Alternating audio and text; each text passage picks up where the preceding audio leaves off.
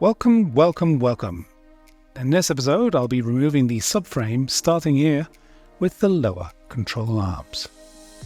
So there was a slight issue with audio because obviously when you don't test it, that's when it goes wrong. The green light, as you can see, is on the microphone. The phone said recording from external audio, and it wasn't. Anyway, here I'm just talking through the parts holding up the lower control arm. I believe you can still see them. Screw sizes, that was the back, that was the front, and this was the other one. Then we move on to the final bolt, which was already loose. So that comes off, being held on by friction. More bolt comparisons here. And then it's off. And you can see how corroded that is. So that goes in the bin.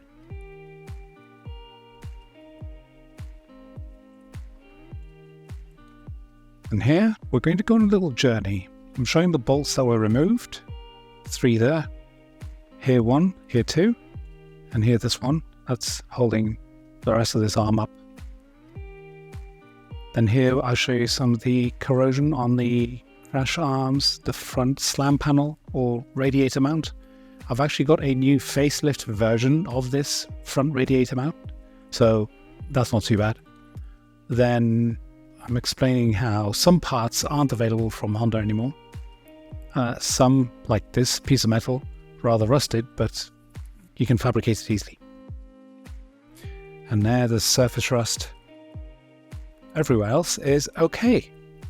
And on we go with removing the second lower control arm.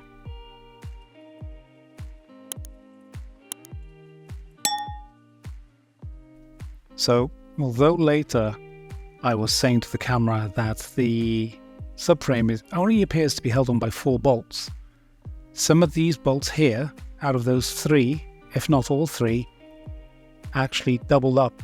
Okay, that one's too short, so the other 2, yeah, see how long they are.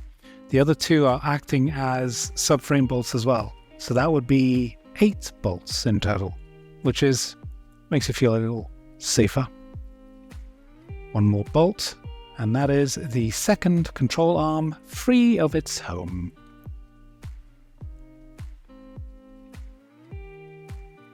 Now, to remove the subframe, I don't want it to potentially fall down on me, so I've got these 2 spare axle stands that, once the safety pin is out, I can raise to hold the weight. So it'll come down a little bit, so I know it's loose, but I do not want it to fall on my head, as it were.